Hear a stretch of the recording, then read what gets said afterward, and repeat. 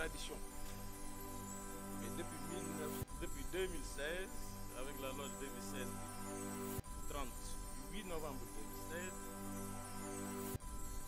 il a été institué cette tradition à travers l'article 11 du Code de procédure pénale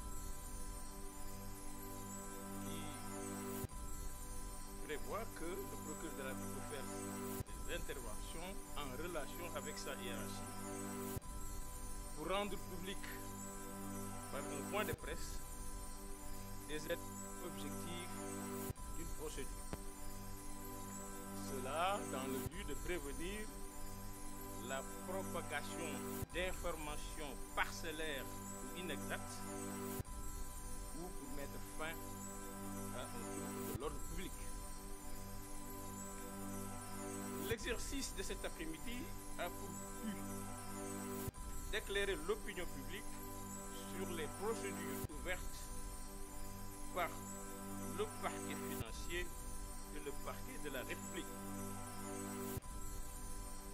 Le procureur de la République financier doit exposer les diligences qui ont été accomplies depuis l'installation du pôle judiciaire financier à la date du 17 septembre 2024. Cela fait 7 mois, jour pour jour, que les magistrats du pôle judiciaire financier travaillent sans relâche. Ils poursuivent, ils instruisent et ils jugent les affaires relevant de leurs compétences. Le procureur de la République financier va vous donner les statistiques, le nombre de personnes poursuivies, les montants faisant l'objet de remboursement ou de cautionnement. Il supervise actuellement les enquêtes sur le rapport de la Cour des comptes relative à la situation des finances publiques de la gestion 2019 à mars 2024. Quant au procureur de la République de Dakar, il va vous exposer la situation des affaires pénales relatives au rapport de la Cour des comptes sur le contrôle de la gestion du fonds de riposte et de solidarité contre les effets de la COVID-19 appelé Force Covid, gestion 2020-2021.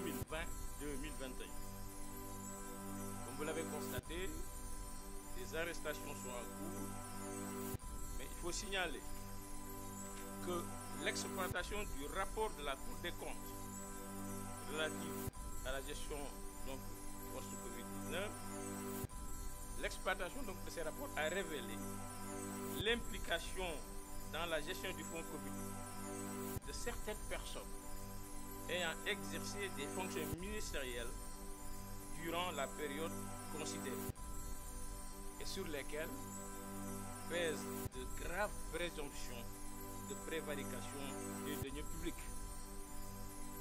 Mais comme vous le savez, seule une résolution de mise en accusation de l'Assemblée nationale peut autoriser leur comparution devant la commission d'instruction de la Cour d'appel de Dakar. Et cette commission sera, comme un juge d'instruction, va instruire à charge et à décharge, et si les charges sont suffisantes, renvoyer devant la Cour de justice pour le jugement de ces personnalités.